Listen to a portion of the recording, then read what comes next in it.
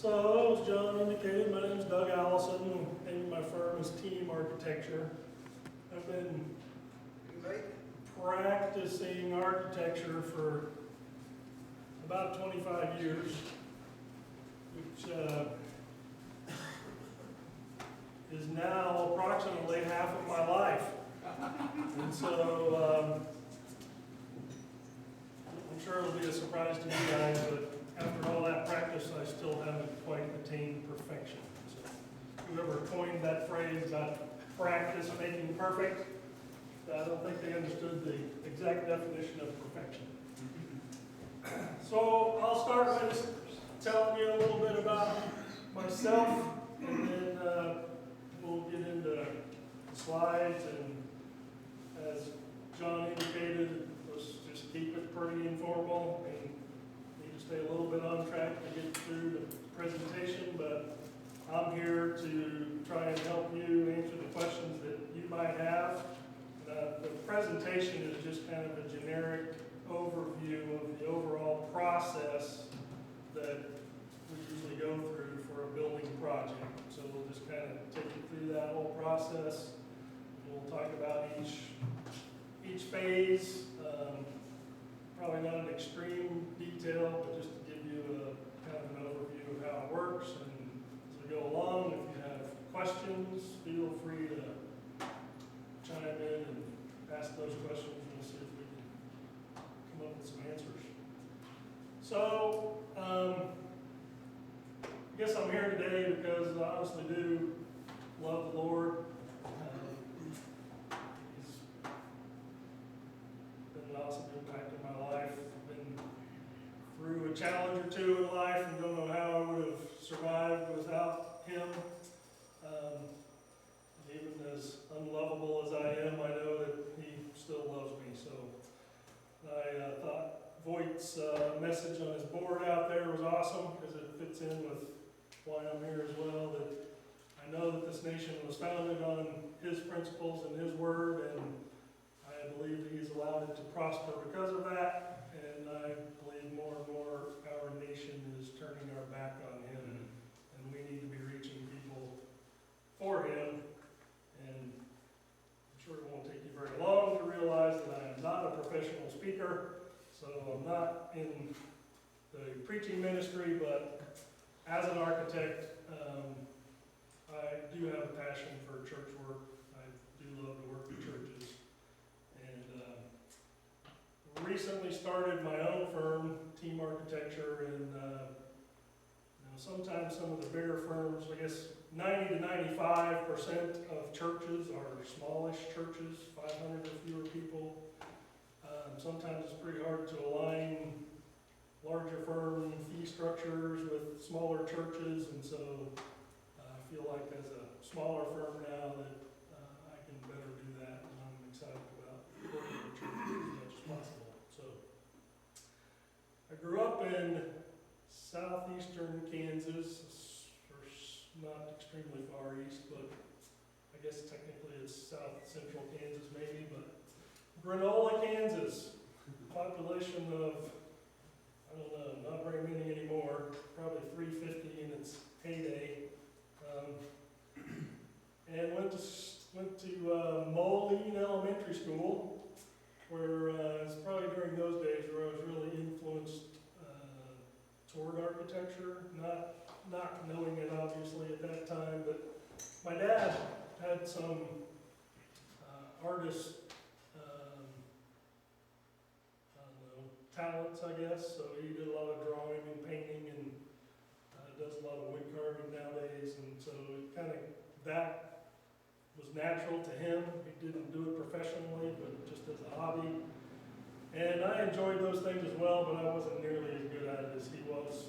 And so the art direction really wasn't for me, but in architecture, the lines are more straight. It's easier to work with. So anyway, I believe that's where I got my inspiration to get into architecture, and then as things progressed through, it became more and more obvious that's where I needed to be. I went to high school in Bergen, Kansas, where Judy Colvin taught me some English, so hopefully I'll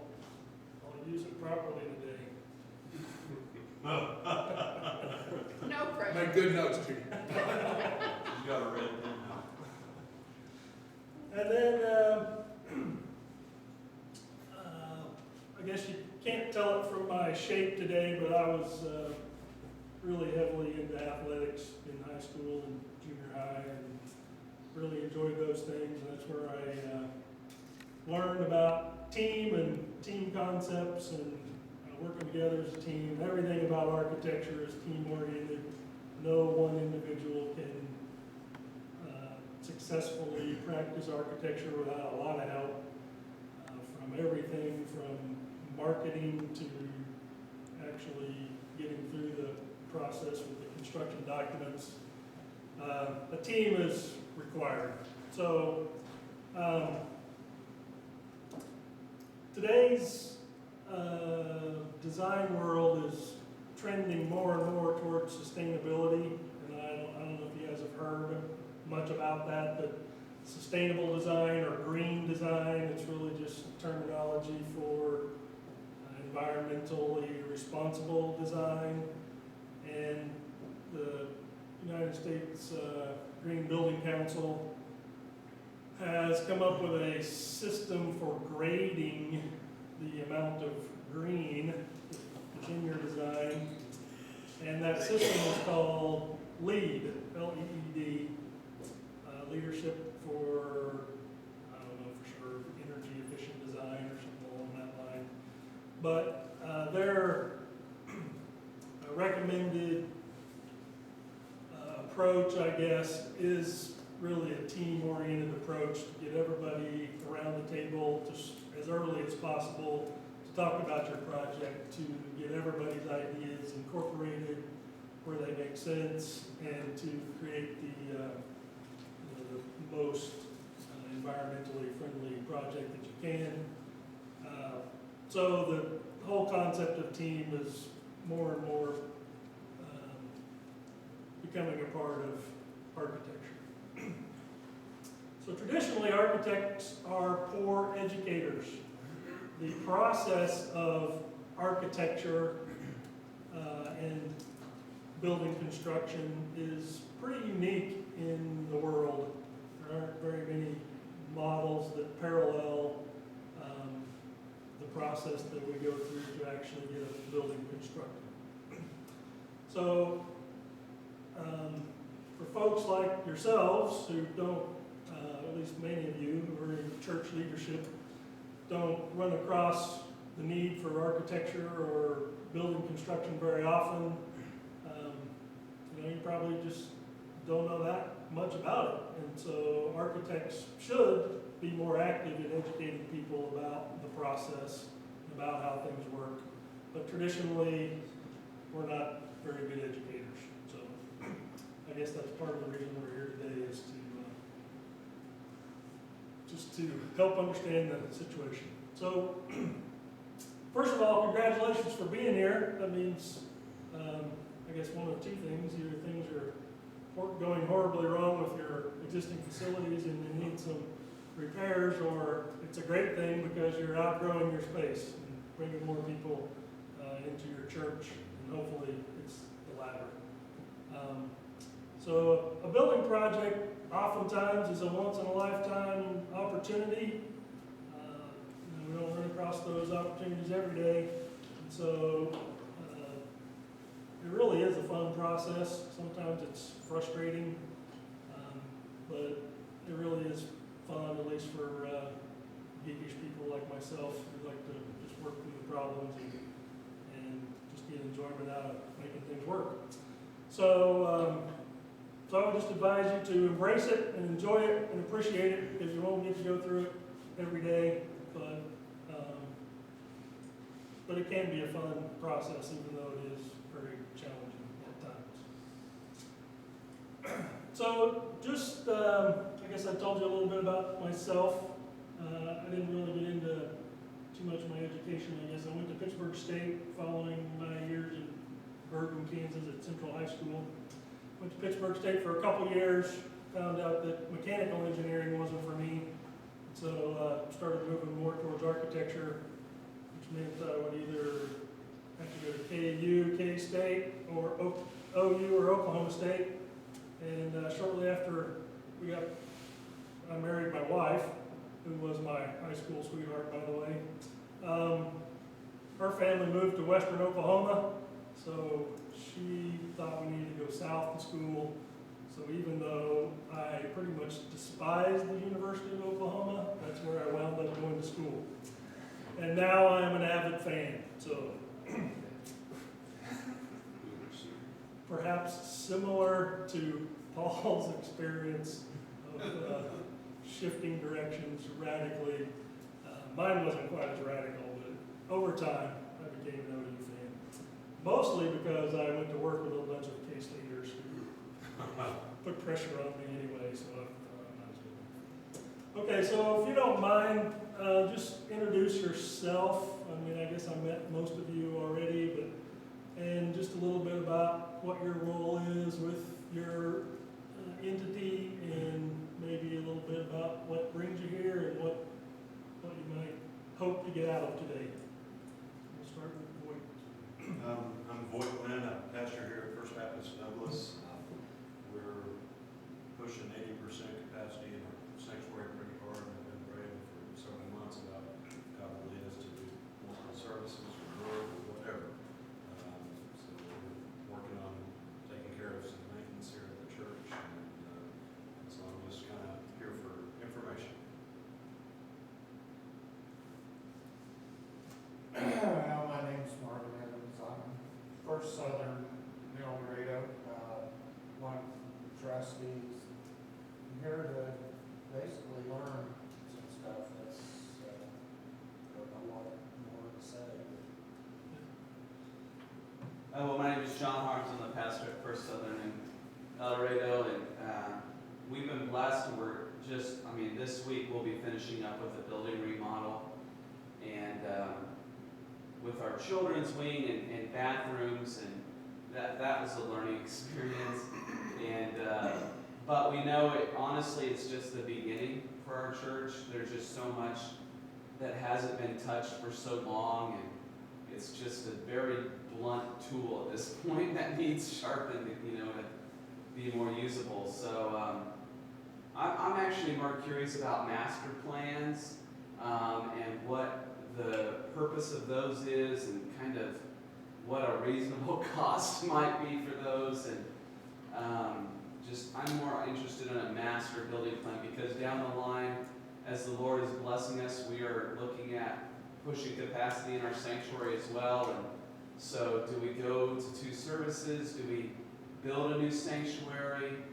But there's several other things that need to happen, like our foyer and other bathrooms that need updated before we can make it to the sanctuary phase. So again, I'm wondering kind of about a master plan is my main interest right now on, and making sure that when we do the future remodels, that we're not shooting ourselves in the foot by gutting one room only to have to redo it later. And so I think a master plan might have more upfront costs, but long term might save us money. So I'm just kind of, that's why I'm here, education on master planning for a facility.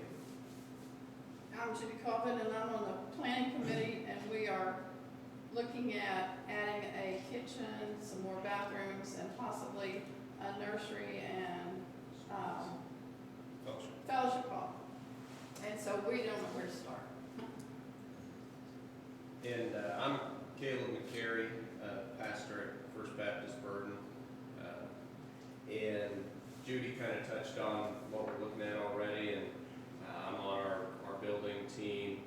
We just put our building team together at our business meeting in August, and we're actually having our first official meeting tomorrow afternoon after church. And I know nothing about buildings, mechanics. I can fix a computer, but I don't know how to pound a nail. So I'm just trying to, I see that I have somebody. I don't want to be just a bump on the log in the process. I want to be able to provide some vision and leadership for them. I'm Tom Edwards. I'm Director of Missions at South Central Association.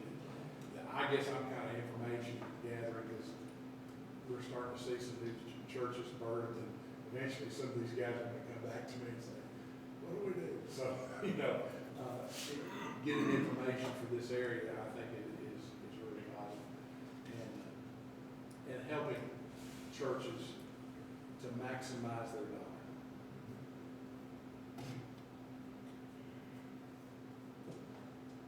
I'm Robert Harris, I'm from Douglas, been in the building grounds chairman. I'm kind of in charge of keeping things going. And we do have a coming up problem. We're going to be kind of landlocked here. We can't build across the alley because the sewer is there, so if we build a bigger unit, it has to be across this lot. We don't know whether it'd be a good idea to sell out and start over from scratch, or buy out some houses around the park.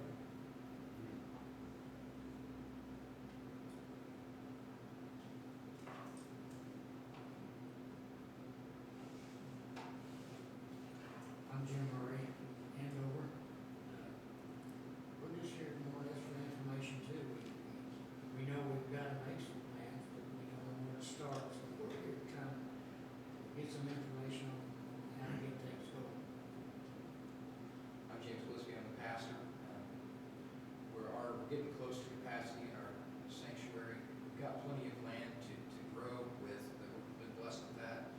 And we're kind of juggling, I think a master plan would be good for us too, but also if we're going to add to our building, put a sanctuary somewhere, how are we going to do that? So we've got a building that it's been mishmash, and I guess best word for it was one building, and then it just kind of added things in it, and we added on to it, so it's kind of like a Lego nightmare. I'm Gary Gillespie, I'm just here to support these two. I'm back over that.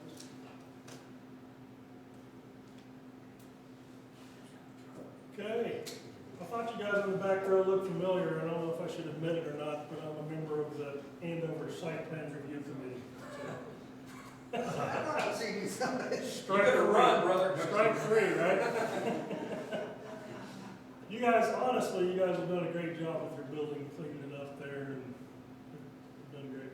Thank you. Okay, so most folks have existing facilities and are looking at working with those existing facilities rather than finding a new site somewhere and doing something new.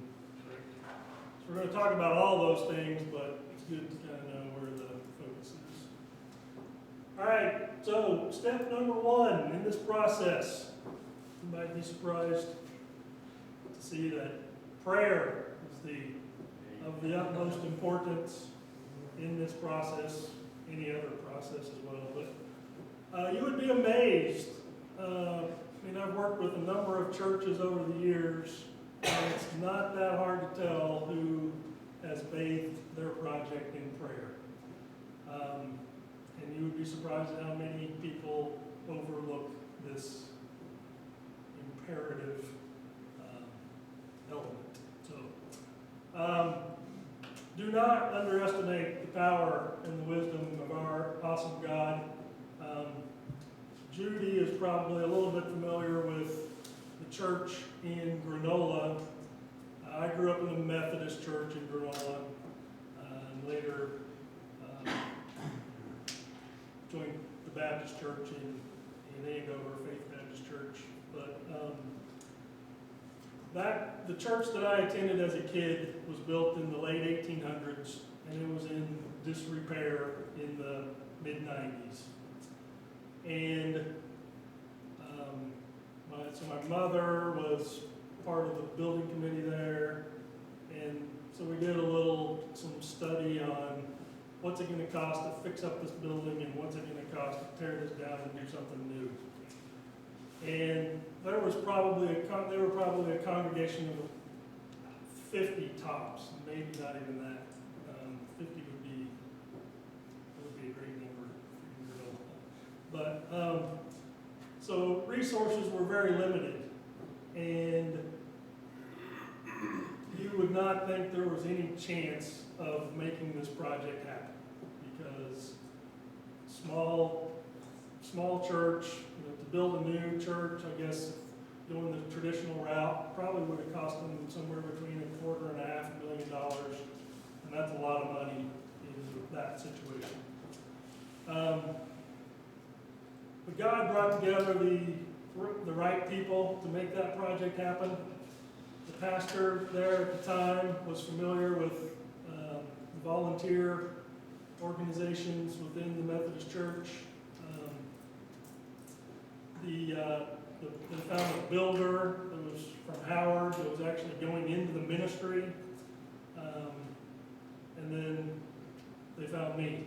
So bringing those people together, the pastor knowing about these volunteer organizations, and the builder being willing to work with those volunteer organizations to make this happen. Anyway, I realize you can say that's a coincidence, but there's no question in my mind that God was square in the middle of this project, and it wouldn't have happened otherwise.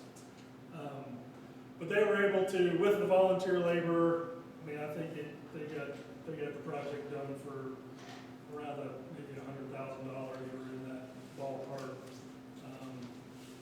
They were able to build this new church, and it's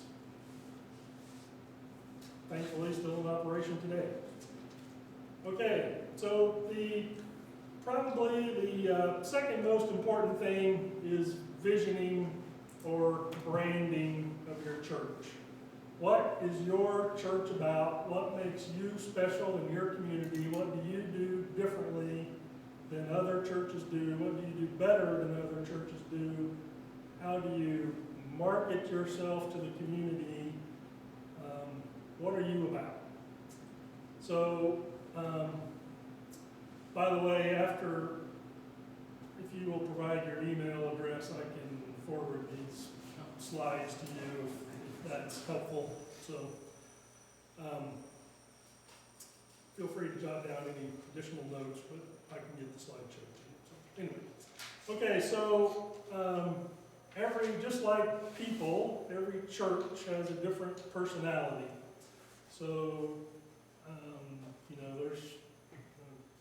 God made us different body parts to make the whole thing function. So churches are just like people in that regard, that certain churches have certain ministries that they're called to perform. And so the first thing is to define who you are, where you are today, and where you want to be tomorrow. Where's God taking your church? And your architecture should respond to that vision. So architecture or a building is really just a tool for your ministry. So it needs to perform or to provide the backup for your ministry, whatever that is. So just as church personalities are different, church buildings should be different, because they should respond to your personality, your need, your ministry. Obviously, a lot of parts of the ministry are pretty typical in different churches, but there are going to be certain aspects that are quite different. And then, I think there's another slide on this, but don't just think about how you're doing things today. We get caught up in, oh, we can't do that because we don't have that. Well, think in the future about what you want to do and what it's going to take to do that. So make your tool serve the right purpose. Okay, so then you need to evaluate your needs, and it sounds like most of you have already gotten into this a little bit, but obviously you need to evaluate your site to make sure that you have all the appropriate parts to accommodate people, like parking is probably, parking and circulation, the most important aspects. A good rule of thumb is that it takes about an acre to support 100 people. So every 100 takes about an acre. It's just rule of thumb, it's not hard and fast, but if you were searching for a property to accommodate your 500 people, then you would want to look for at least 5 acres. Okay. Your worship space, as Voigt mentioned earlier, the 80% rule. Once you get to 80% capacity, psychologically, you're full, because people don't want to get that close to each other. Has that always been the case? I know it is true today. I mean, I've seen it in my dad's church at Prospect growing up. We get over 80% and then we come down. And, has that always been the case, or is it just kind of now where we're like, we drive SUVs, we have to have 2 bathrooms, you know, we like big stuff, you know, more space? I mean, ever since I've been involved, which is quite some time now, it's been the case, and that's been the rule for a long time. And one of the things that goes along with that is a psychological thing. You might hit that 80% and then start to retract. And you do that often enough, you're going to start continuing to decline, because, you know, it's like people might give you a chance, well, I'll come back when they feel crowded. There's nothing like that.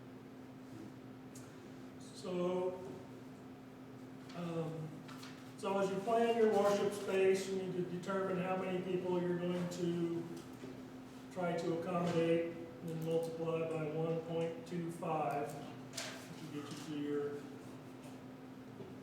your number plus the 20%.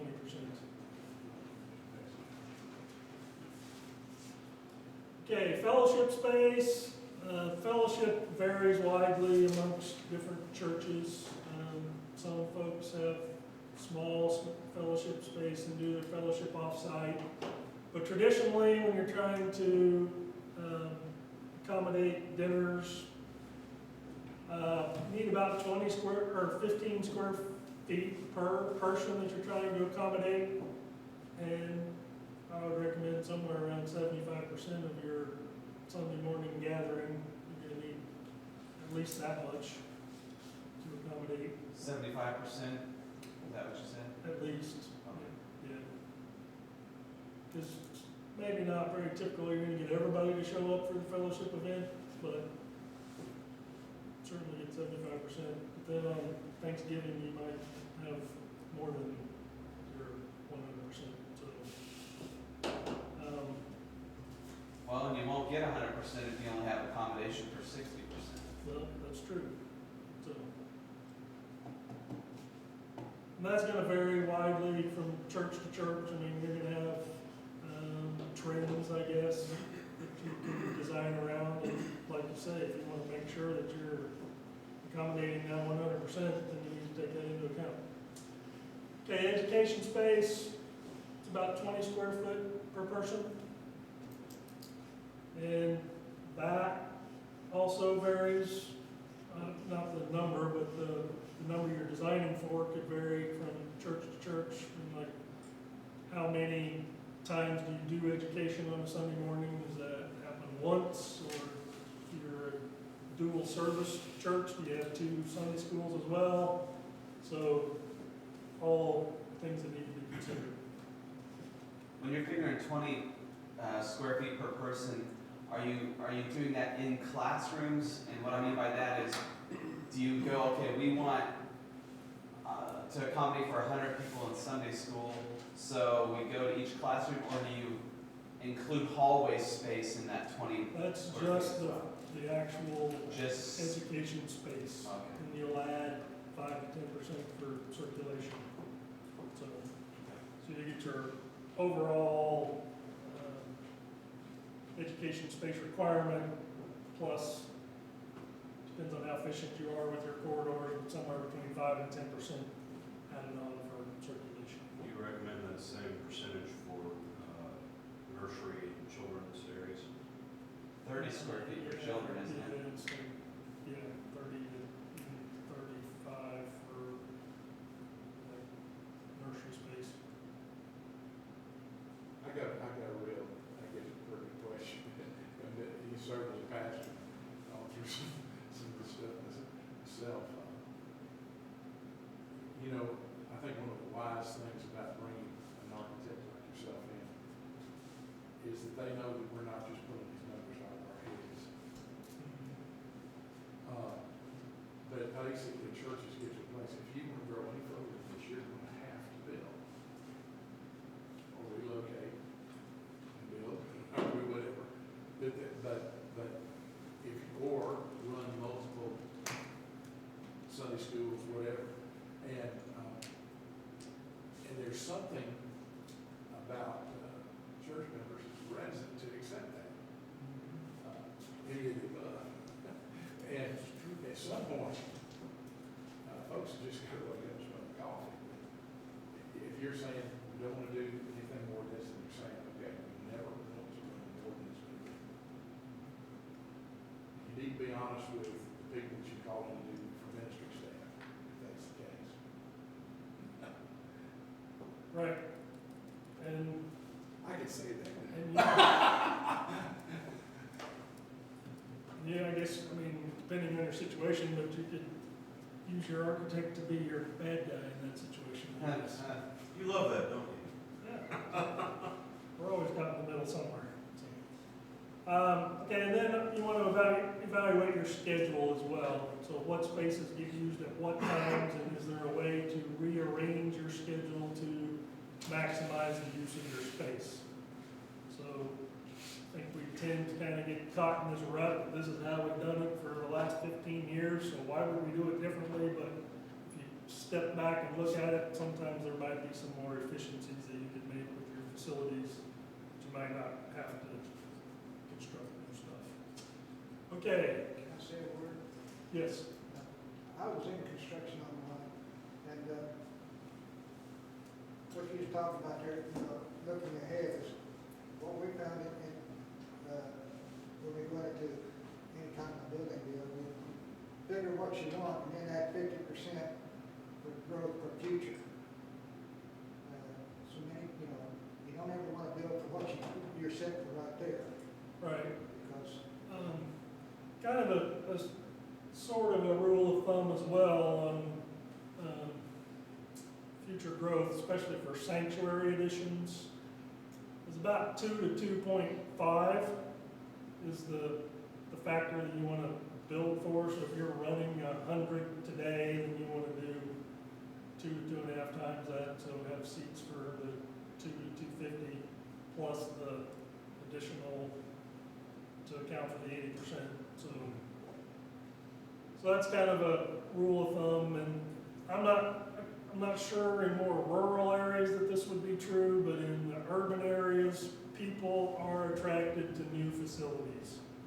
And I don't know, you know, not necessarily a good thing in our society, but it's the truth. Whenever we've done a significant addition or building project, that church, I can't think of an exception. They will experience growth.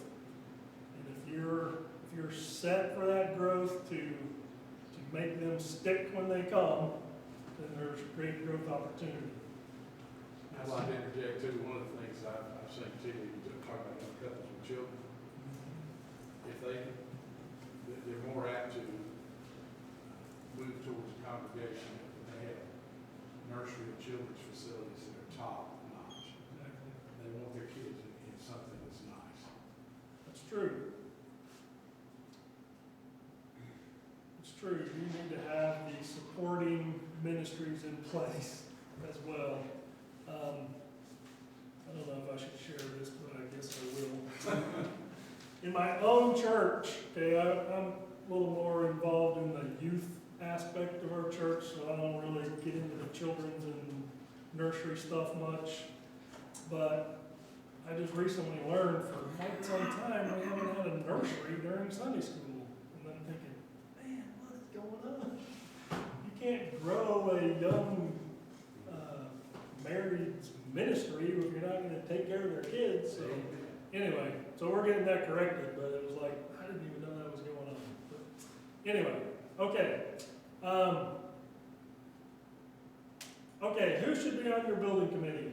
Churches tend to think that somebody familiar with the construction process needs to be on your committee, and the more of those, the merrier. That's not exactly true.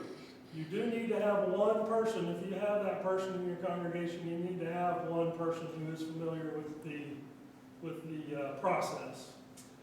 But mostly what you need to be interested in is having your ministry areas represented on the committee. So if you have a fellowship committee, then you need to have a member of that committee represented on the building committee. If your project has fellowship aspects, or if you have the worship committee, then somebody from there needs to be on your committee. So whatever your project is geared towards, you need to have whoever's in charge of that area of your church needs to be represented on the committee. And where possible, you should have at least one person who's familiar with the construction process, but don't load your committee with people that are familiar with the process just because that should not be the only qualification for being on the committee. So you should strive for some diversity, is that what I understand? Yes.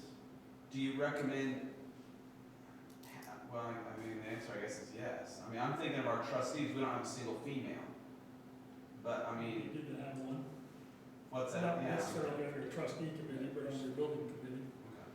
Because when it comes to colors, guys are, who cares? Hey, Girls are, and somebody like take the big OU red. that's right.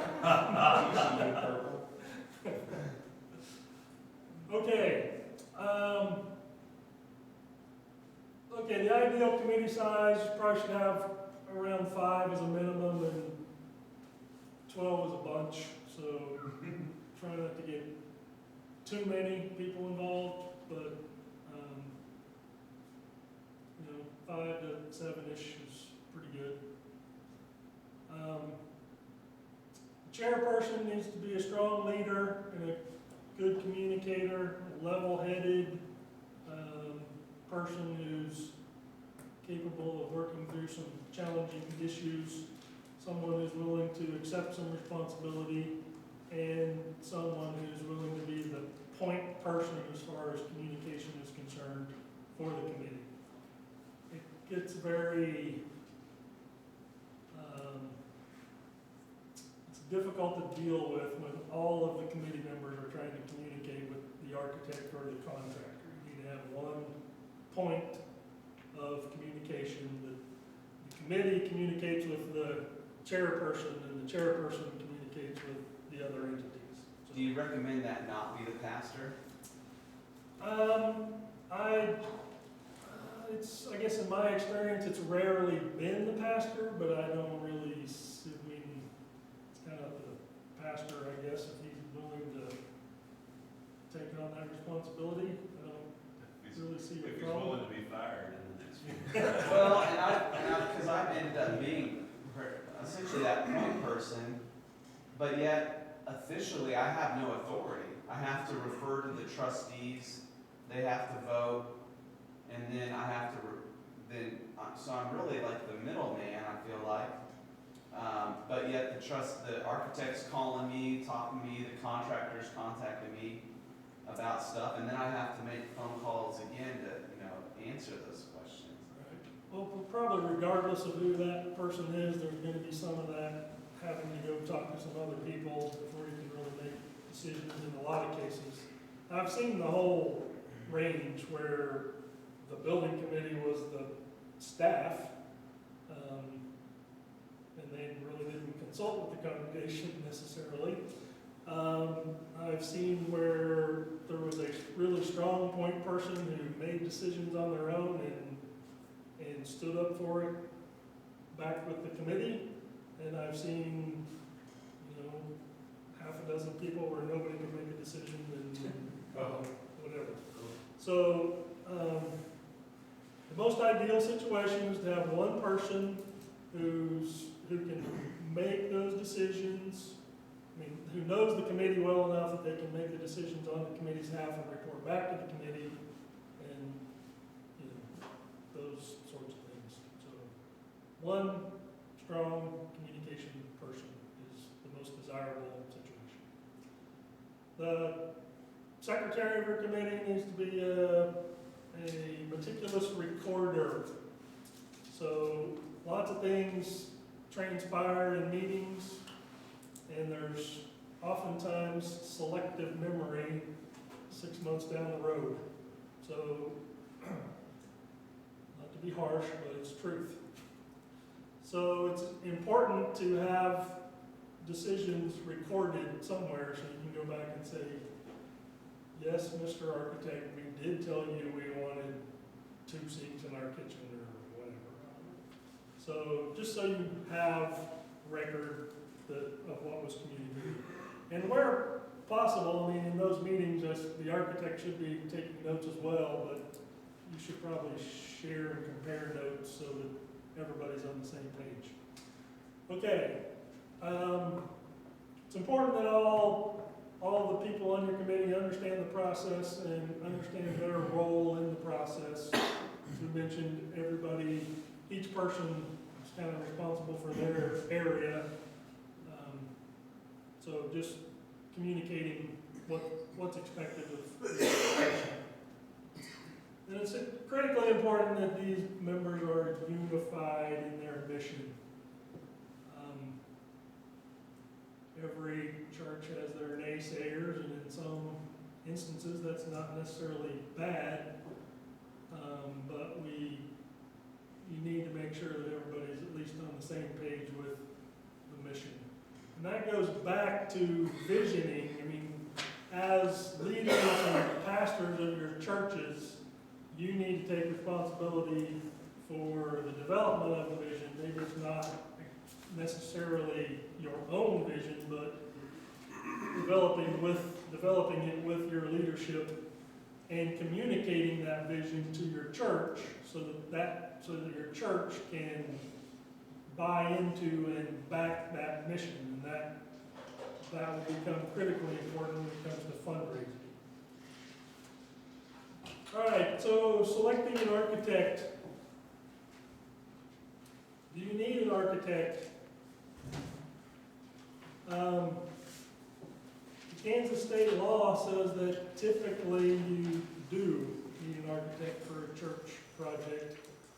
The law says that it's illegal to practice architecture without a license unless you are working on a single or 2-family dwelling, or an agricultural building, which the Cowboy Church, I guess, has an advantage there, or non-structural remodels. You're not required by law to have an architect. Now, obviously, I'm going to be speaking from a slanted point of view, I suppose, since I am one, but architects, a good architect will pay for himself in the process. If you go through a design bid situation, his documents will bring about a competitive enough situation that his fee will be covered in the difference of the costing contractors typically. Also, architects obviously have more experience in working with these design-related issues than most other folks, and just like you probably wouldn't hire a veterinarian to do your open heart surgery. I mean, he's got some medical training, right? But you're probably not going to hire him to do your surgery, maybe for your dog, but probably not for you. Architects, I mean, design is important, even though a lot of people think it's not. Subconsciously, people respond to design. So, in my opinion, it's an important aspect of the process. All right, so I want you to get one involved again, speaking as an architect, it's rarely too soon. And we're gonna talk a little bit more about the process, but, and it depends on what kind of expertise you have in your own congregation.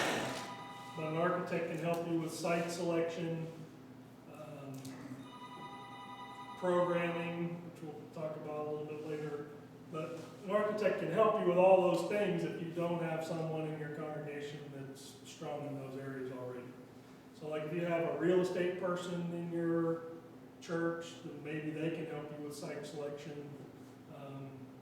to a degree that'll be satisfactory. Trying to think what other example did I just use? Programming. That can be done within as well. What do you mean, program? We'll talk about it in greater detail here in just a second, but it's basically defining the problem, defining what you're trying to do in text rather than graphics. Okay, and then so you'll need to establish a selection committee to select your architect. If you obviously, if you already know somebody that you're comfortable working with, you can go directly to them, but if you want to have a selection process where you talk to a few different ones, you'll need a selection committee, and I would recommend that the building committee is part of that selection committee, plus maybe one or two other people. Are you going to go into detail on how to select an architect? A little bit. Well, because I guess my question is, we went through our process, and we ended up with an architect because we were originally looking at, and I didn't know what we were doing at first, but we originally got with a general contractor and we looked at a design build. And then we got into that and realized we wanted to competitively bid. So the builder had brought in an architect, and kind of just happened. We just started working with this architect, and then we realized we wanted a competitive bid on this, so we ended up dumping the contractor who brought in the architect, stuck with the architect, and then competitively bid it out, and ended up not using the builder that had brought him in to begin with. In hindsight, if we had started over, I would like to competitively bid out the architect too. So how do you do that, I guess?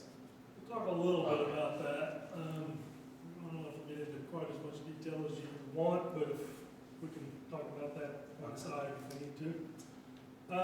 Okay, so the building committee is going to be working with the architect for 2 years probably, or longer, to get through the process. So the building committee needs to be part of the selection committee for your architect, because they're going to have to work together, and it's important that they choose someone that they trust and feel like they can work with. And then maybe you want, if your pastor is not on your selection committee, maybe, or on the building committee, maybe you should be on the selection committee, and maybe there's a few other key people that you want to weigh in on that. All right, so I want you to know about your architect. So the first thing you need to know about is their personality, because you're going to need to be able to work with them for a long period of time, and you want to make sure that you can do that, and that you can trust this person and just feel comfortable working with them, talking to them, sharing whatever concerns, let them know when things aren't going quite like you'd hoped, just being able to communicate with them. I'm going to interject this. I hope this doesn't step on toes in any way, but the Bible tells us we're not supposed to be unequally yoked, and I think mostly we think about that in marriage, but I think it's important in the business world as well. I know of several marriages who, the Bible is the glue that holds things together, because it's the basis for your agreement to make this work, right? And if you don't have the Bible included, then you don't know what rules this person might be following or whatever. So, in my view, it's important for a church to consider the spiritual place of both your architect and contractor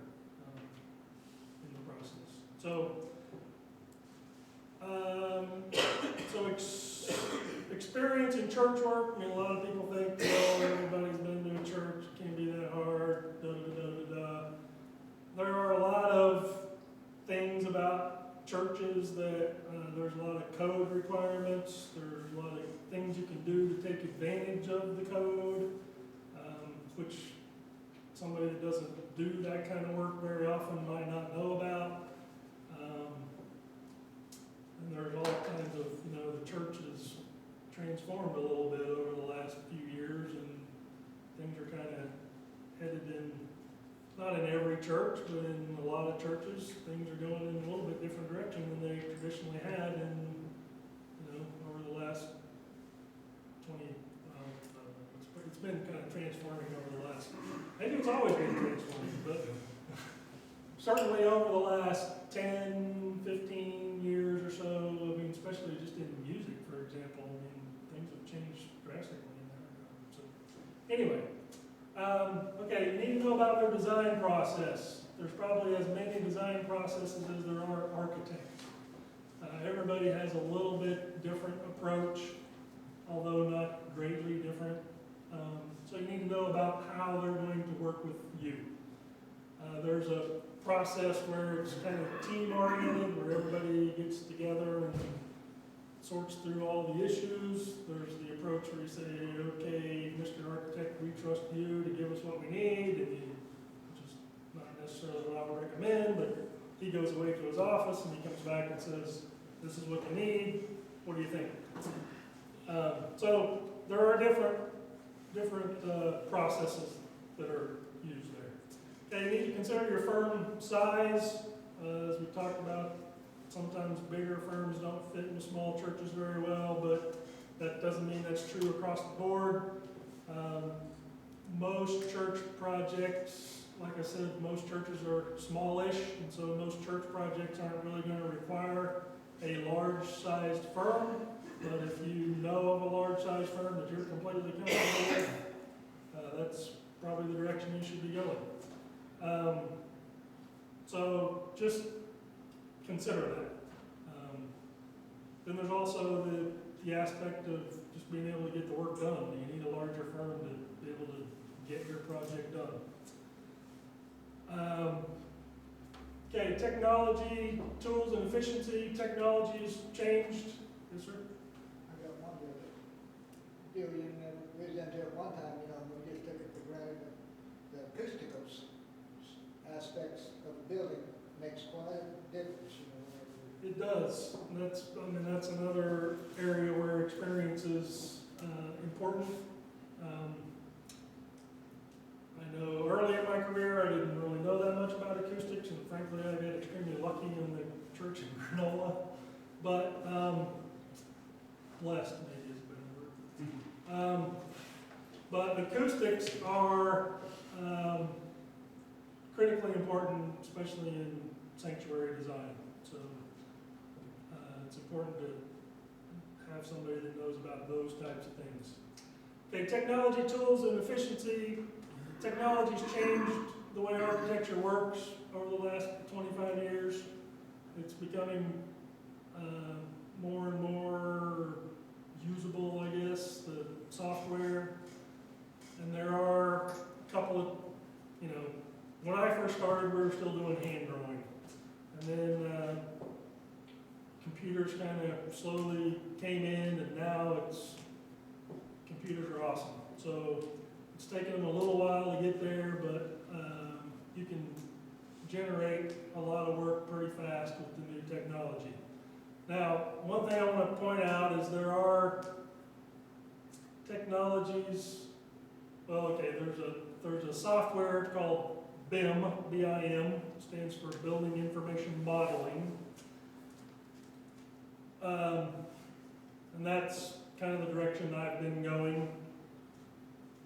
It has awesome capabilities as far as being able to carry around information from design through building management. So if you put a furnace in your drawing, then it can have a model number and all the information about it attached to that, and you share that with your owner, and they they can use that as they use their building. Most people haven't gotten that deep into it yet, but that's where it's going. But the awesome thing that I like about it is it helps with presentation. You can create this model of your building to present to your client so they understand exactly what they're getting before you turn any dirt. Back in the old days, you got a plan and you got a front-on elevation, and it's like, what do you think? Isn't it great? And you say, well, I don't know, I don't understand what you're doing. But now with the 3D modeling, you can see every aspect of what you're getting before you get started.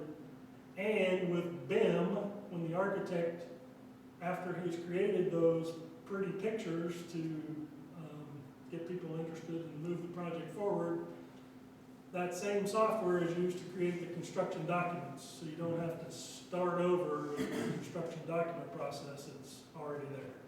So know what your architect is about technology-wise, know about their documentation quality and skill. So I'm sure John is experienced. When your architect does a great job, there shouldn't be very many hidden costs in the process. When they don't do such a great job, there'll be change orders and those kinds of things that come along. Now that doesn't mean because you had one change order, your architect did a bad job. I mean, it's part of the process. It does happen. We are imperfect, but those things should be held to a minimum. Okay, and then you just need to know about your architect's fee range and how he calculates his fee. Some architects work on a percentage basis where your construction costs this much, so I'm taking whatever percentage of that. I, where possible, would shy away from that. It's really not fair to either party. For example, if I, the architect, design your building and I put this expensive floor tile in your fellowship hall because that's what you wanted, and it costs this much money, and later you say, well, we gotta cut some money, so we're cutting that out, and now your project costs this much money, that means I'm taking a pay cut even though I researched and specified your expensive material.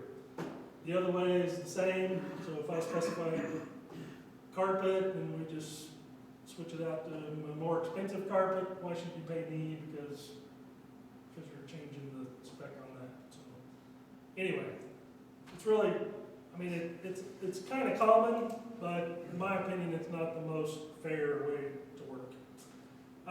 You can work on an hourly basis, or you can work on a lump sum arrangement. A lot of times what may be the most fair situation is to work like on an hourly basis for like an hourly not to exceed kind of basis for the early stages, because sometimes it's hard for the architect to judge exactly what's involved early on, because things can change rather quickly. But then once you get your design kind of nailed down, then he should be able to give you a lump sum to complete the construction documents for your project. So just know about how the fees are calculated. Okay, so there's a qualifications-based selection and a proposal-based selection. So qualifications-based is where you ask however many architects you want to talk to, 3 to 5 or 6. Ask them to submit their qualifications and tell you why they think they're the best for your project. And so you'll get a booklet of information about their firm, and you can dwindle it down to 2 or 3, and then interview those 2 or 3 and select that firm. There's a proposal-based selection, which asks them to give you a proposal to do your project and what that's going to cost.